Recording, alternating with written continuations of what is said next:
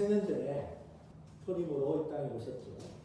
그리고 언젠가 다시 오실 재림으로 이 땅에 임하실 것입니다. 우리는 예수님이 처음에 오셨던 그 초림과 다시 오실 그 재림 사이를 살아가고 있습니다. 이 역사적인 시간적 간극은 그리스도인들에게 인내와 또 믿음을 필요로 하게 합니다. 예수님이 빨리 오시면 좋을 텐데 왜 이렇게 시간의 간격을 두고 오시는지, 또 왜 구원을 이렇게 늦게 연기하고 계시는지 우리는 질문을 하기도 합니다.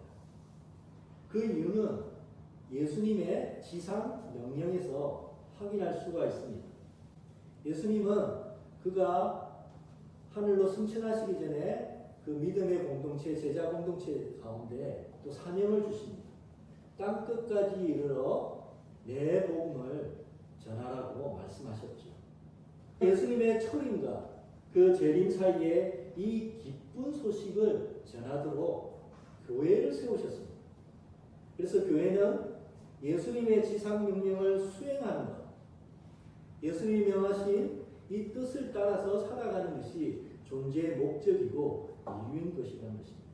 예수님이 처음 오셨던 그 초림과 다시 오시는 그 재림 사이의 간극은 교회에게는 사명을 주신 것이고, 또 세상의 많은 자들에게는 하나님 안에서 생명을 누릴 수 있는 그 기회를 허락하여 주신 것이라는 것입니다. 그래서 교회의 역사는 선교의 역사였습니다.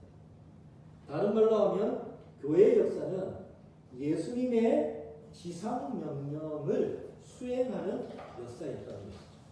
초대교회는 이 기쁜 소식, 이 복음을 듣고 하나님의 생명, 하나님의 구원 가운데 들어온 자들이 또 다른 자들에게 이 기쁜 소식을 전하는 역사였습니다. 특별히 사도 바울은 유럽 복음화에 커다란 궤적을 남기게 되죠. 사도 바울은 세 차례에 걸쳐서 전도 선교 여행을 했었고 유럽 복음화에 기초를 놓게 됩니다. 로마가 복음화가 됩니다. 특별히 313년 로마의 황제였던 콘스탄티누스 황제가 기독교를 공인합니다. 기독교는 믿을 만한 종교라고 인정을 해버린 거죠.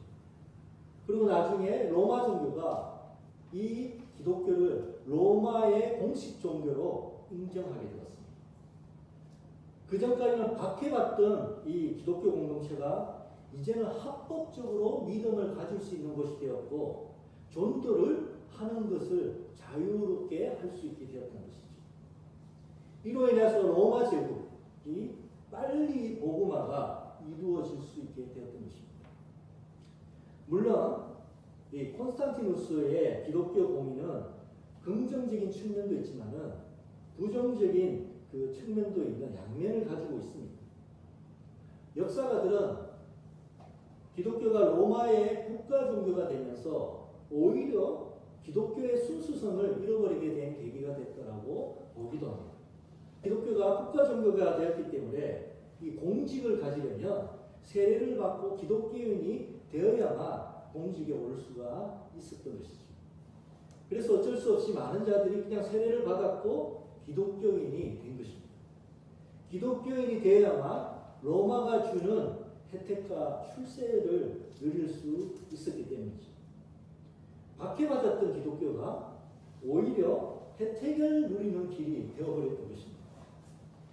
이 때문에 박해받던 시절에 목숨의 위협에도 불구하고 순수하게 믿음을 지켰던 교회 공동체에 명목상의 그리스도인, 즉 무늬만 그리스도인 자들이 많이 들어오게 생기게 되었다는 것이죠. 폐해가 있음에도 불구하고 로마의 복음화는 유럽 전체의 복음화로 나아갈 수 있게 만들어 주었습니다.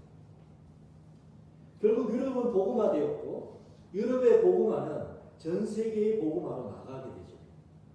유럽을 넘어서 아시아와 아프리카, 아메리카로 선교로 이어지게 되었고 전 세계 복음화로 이어져 갔던 것입니다. 물론 안타까운 것은 이 당시 선교가 제국주의, 즉 식민지 확장 가운데서 이루어졌기 때문에 선교의 부정적 폐해도 분명히 있었습니다. 그럼에도 불구하고 예수 그리스도의 구원의 복음을 전하기 위해서 낯선 땅에 가서 헌신했던 자들의 결단은 쉬운 것이 아니었습니다. 이들이 선교에 대한 헌신과 그 열정 때문에 예수 그리스도를 한 번도 들어보지 못한 자들에게 예수 그리스도를 전하게 되었고 그리스도의 복음을 알게 되었기 때문입니다. 특별히 19세기 말과 20세기 초에 우리 시대의 온 세상의 복음이라는 이 모토에 따라서 많은 젊은이들이 전 세계로 복음을 전하기 위해서 나가게 됩니다. 그 가운데서 낯선 한반도 이 조선 땅에 복음을 들고 온 젊은 선교사들이 있었습니다. 우리가 잘 아는 온도우드와 아펜젤러 선교사가 1885년에 이 조선 땅에 들어왔던 나이는 고작 25살이었습니다. 너무도 낯설고 먼 이 조선 땅에 와서 문화가 다르고 언어가 다르고 생활이 다른 완전히 다른 곳에서 그들은 그 젊음을 헌신하며 예수 그리스도를 전했고 복음을 전하는 헌신을 보여줬던 것이죠. 자신이 누릴 수 있는 그 기독권을 포기하고 복음을 전하고자 이 땅에 들어왔던 20대 중반의 그 젊은 선교사들의 헌신과 희생 위에서 이 한국교회 역사가 놓여져 있다는 것입니다. 한국교회처럼 이렇게 단기간에 복음화가 된 나라는 그렇게 많지 않습니다. 한국교회는 선교에 대해서 빚진 마음이 많은 교회입니다. 그래서 한국교회는 기본적으로 전도하는 교회, 선교하는 교회가 되어야 된다는 그 사명을 강하게 갖고 있던 교회였던 것이죠. 한국교회는 세계 선교에 기여하고자 많은 선교사들을 이렇게 파송해 왔습니다. 1988년도에 선교한국이라는 대규모 선교대회가 우리 한국 가운데서 열리게 되었습니다. 2년마다 그 이후로 계속적으로 이 선교한국이 열리게 되었는데 그 선교한국 대회에 수천 명의 그리스도인들이 모였습니다. 선교에 대한, 특히 세계 선교에 대한 도전을 받았고 수련회 기간 중간에 수백 명이 실제로 선교하겠다라고, 선교 나가겠다고 헌신하는 놀라운 일들도 일어나게 되었죠. 어쨌든 우리 한국교회는 세계 선교에 크게 기여하는 교회가 되어야 된다는 그 사명을 가지고 있었고 실제로 세계 복음화에 가장 앞장서는 나라가 되었습니다. 그런데 이 세계 선교 역사에 큰 변화가 일어납니다. 유럽교회, 특별히 영국교회가 많은 선교사를 미전도 지역, 즉 예수님을 알지 못하는 곳에 많은 선교사를 파송을 했었습니다. 선교사들이 그 미전도 지역, 미복음화된 나라에서 몇십 년 동안 복음을 전하다가 은퇴해서 고국으로 다시 돌아오게 되죠. 근데 돌아와서 봤던 이 유럽 교회들이, 유럽이 오히려 미복음화 지역으로 바뀌게 된 것입니다. 유럽이 세속화되었고 교회는 축소되어서 예전의 교회의 모습, 나라가 아니었던 것입니다. 오히려 유럽에서 복음을 전해야 되는 상황이 발생을 한 것입니다. 예전에는 선교사를 파송하는 나라, 즉 선교 국가가 있었고 또 선교사가 파송되어 복음을 받아들여야 되는 선교지가 있었습니다. 근데 더 이상 이런 부분이 무의미하게 되었고 모든 나라가 선교지가 되어버린 것입니다. 이제는 나가는 선교만 필요한 것이 아니라 내가 살고 있는 곳에도 복음을 전해야 되는 시대로 바뀌어버린 것이죠. 그래서 모든 나라가 선교지가 되어버린 것입니다. 이로 인하여 선교에 대한 이해와 관점이 달라지게 됩니다. 선교는 모든 곳에서 일어나야 된다. 즉 내가 사는 곳이 선교지이고 내가 사는 곳에서 선교가 일어나야 된다고 변화가 일어났던 것입니다. 이러한 관점의 변화에 따라서 선교의 방법과 전략도 달라지게 되었죠. 이전에는 이 미전도 지역에 가서 선교사가 파송되어 그곳에 교회를 세워서 믿는 자들이 공동체를 세우는 것이 선교의 중요한 전략이었습니다. 근데 요즘은 아주 오지가 아니고서는 이제는 웬만한 나라에 교회가 이미 있고 신자들이 그곳에 존재하고 있습니다. 이제는 예수 그리스도를 아예 모르기 때문에 예수 그리스도를 알려주고 예수 그리스도를 소개하고 예수 그리스도의 복음을 전해야 했습니다. 그런데 이제는 예수를 알고 있고 기독교가 무엇을 말하고 있는지 대충은 다 듣고 알고 있는 시대로 많이 변했던 것이죠. 그렇다면 이제 복음 전도, 선교가 어떻게 일어나야 될 것 같습니다. 이제는 메시지, 예수님이 이런 분이십니다. 예수님을 믿으십시오라고 예수님을 소개하는 것도 중요할지 모르지만 그 말과 메시지를 전하는 우리들이, 그리스도인들이 변하는 그 삶의 변화가 훨씬 더 중요해졌다는 것이죠. 전하는 메시지대로 사는 그리스도인 자체가 복음 전도이자 복음 선교의 메시지가 되고 있다는 것입니다. 예수 믿는 사람들이 다르더라. 그들이 전하는 말처럼 그들이 정말로 살고 변화된 모습이 있더라. 바로 이것이 복음 전도가 되어지고 있다는 것입니다. 교회의 메시지보다 보여지는 교회의 모습이 더욱 중요해지고 있다는 것이죠. 그리스도인과 교회가 그들이 사는 삶, 먹고 입고 벌고 일하는 모든 일상에서 다르다. 이 다름을 보여줘야만 하는 것이라는 것입니다. 식당을 오픈하게 되면 어떻게 해야 할까요? 먼저는 음식을 맛있게 만들어야 됩니다. 그러나 오픈을 했다면 이것만으로는 부족합니다. 무엇을 해야 되죠? 홍보를 해야 됩니다. 맛있는 음식을 만드는 식당이 여기 있습니다. 라면서 전단지를 뿌리기도 하고 이곳저곳에 다니면서 우리 식당이 있습니다. 이곳에 식당에 한번 와보십시오. 라고 사람들이 알도록 우리 식당을 알리고 홍보해야 되는 일을 해야 되죠. 그러나 식당이 어느 정도 홍보되고 손님들이 오게 되면 그 다음에 더 많은 손님이 올 수 있도록 어떻게 해야 될까요? 거리에서 홍보지를 나눠주는 것을 확장해가지고 TV에 광고를 해야 할까요? 물론 어느 정도는 효과가 있을지 모르지만 이것이 본질은 아닐 것입니다. 중요한 것은 음식을 더 맛있게 만들어서 손님들로 인하여 입소문이 나도록 해야 되는 것이죠. 이 집 음식 정말 맛있어.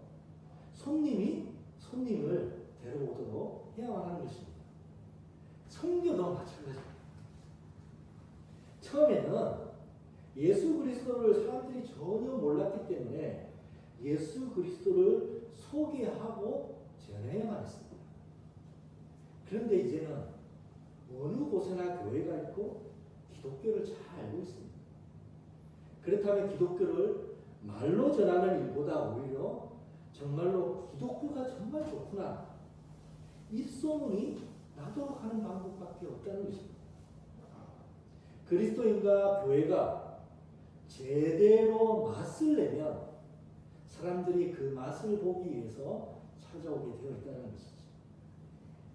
이제는 복음 전도는 말의 전도가 아닌 내가 사는 모습, 그리스도인 우리 자체가, 교회 자체가 복음 전도이고 선교인 것이라는 것입니다.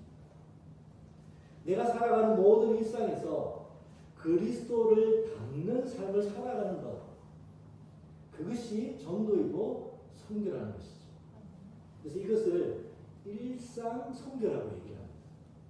그렇다면 어떻게 선교하고 전도해야 할까요? 세상에 선한 영향력을 끼치는 선교가 되어야 됩니다. 어떻게 해야지 선한 영향력을 우리가 끼칠 수 있을까요? 마태복음 5장 16절에 있는 것처럼 이같이 너희같이 사람 앞에 비치게 하여 그들로 너희 착한 행실을 보고 하늘에 계신 너희 아버지께 영광을 돌리게 하라. 너희가 사는 모든 일상 영역에서, 가정에서, 직장에서 만나는 사람들에게 착한 행실을 하라는 것입니다. 이것을 일상의 선교이죠. 그래서 예봉교회는 이 일상의 선교를 감당하기 위해서 한 가지 실천을 하는 교회가 되었으면 좋겠습니다. 그것은 매일 한 가지 착한 일을 하는 것입니다. 하루에 딱 한 가지 착한 일을 주변에 베푸는 실천, 이 습관을 우리가 형성했으면 좋겠어요. 대단한 착한 일을 하자는 것은 아닙니다. 그저 주변에 작은 착한 일 하나를 나누자는 것이죠. 길거리에 떨어진 휴지를 줍는 일을 할 수도 있습니다. 회사에 일찍 나가서 주변을 정리하는 일을 할 수도 있고, 누구보다 먼저 반갑게 인사할 수도 있습니다. 힘들어 보이는 누군가에게 음료수 한 잔을 대접하는 일일 수도 있습니다. 직장 동료나 후배들이 잘하는 일이 있을 때 누구보다 앞서서 칭찬해주며 격려해주는 말을 하는 것일 수도 있습니다. 자원에서 먼저 뒷정리를 하고 설거지를 하는 일을 하는 것일 수도 있습니다.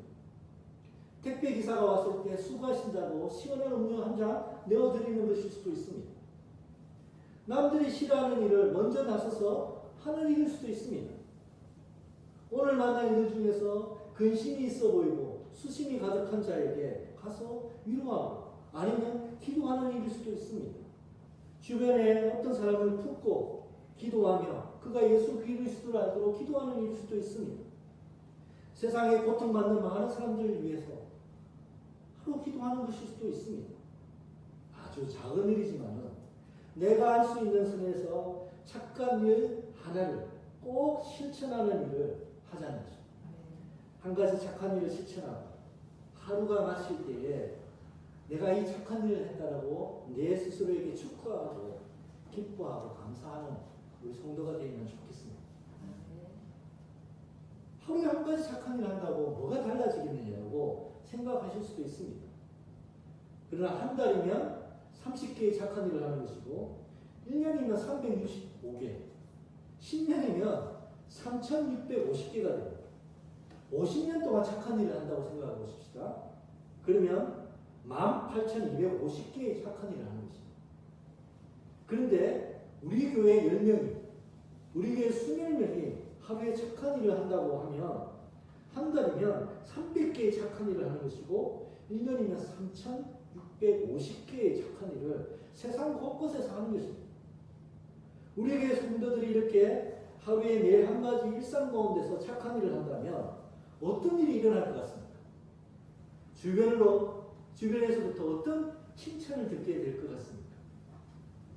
만약 누군가가 우리가 매일 이렇게 착한 일을 하는 것을 보고 칭찬하면서 예수 그리스도를 알고 싶다고 말한다면 어떠할 것 같습니까? 혹 누군가가 선생님은 왜 이런 일을 하십니까? 왜 이런 일을 착한 일을 하십니까? 라고 질문했을 때 예수 그리스도 때문입니다라고 대답할 수 있다면 어떤 일이 일어날 것 같습니까? 항상 복음을 전하십시오. 필요하다면 말도 사용하십시오라는 성 프란치스코의 말이 이루어지는 것이 아니겠습니까? 저를 비롯하여 우리 예번의 모든 성도들이 매일 착한 일 한 가지를 실천해서 칭찬 듣고 전도가 일어나는 그 꿈을 꾸며 기도했으면 좋겠습니다. 착한 일 하도록 서로 격려하고 행한 착한 일을 기쁨으로 간증하면서 더욱 착한 일에 힘쓰도록 격려하는 교회가 되었으면 좋겠습니다. 말씀을 마무리하려 합니다. 교회의 사명은 복음을 전하는 일입니다. 복음 전도는 멀리에서 시작되는 것이 아니라 내가 살고 있는 가까운 일상, 우리의 모든 영역에서 일어나야 되는 것이죠. 복음 전도는 구호나 말보다 행동과 삶의 변화로부터 시작되어야 합니다. 선한 행실을 통해서 사람들을 섬길 때 일어나는 것이 복음 전도이죠. 매일 한 가지 착한 일을 실천하십시오. 매일 한 가지 착한 일을 예번의 모든 성도들이 실천한다면 때가 되면 열매를 맺게 하실 것입니다. 주님이 언제 다시 오실지 우리는 알지 못합니다. 예수님이 다시 오시다를 알 수 없지만 우리에게 맡기신 구분의 사명은 너무도 분명합니다. 우리는 그 사명을 그저 주님이 오실 때까지 충성스럽게 감당할 뿐인 것이죠. 우리 예봉교회가 주님이 맡기신 사명을 잘 감당해서 세상으로부터도 칭찬듣고 주님으로부터도 잘하였다 칭찬듣는 그런 교회와 그리스도인이 되기를 주님의 이름으로 축원드립니다.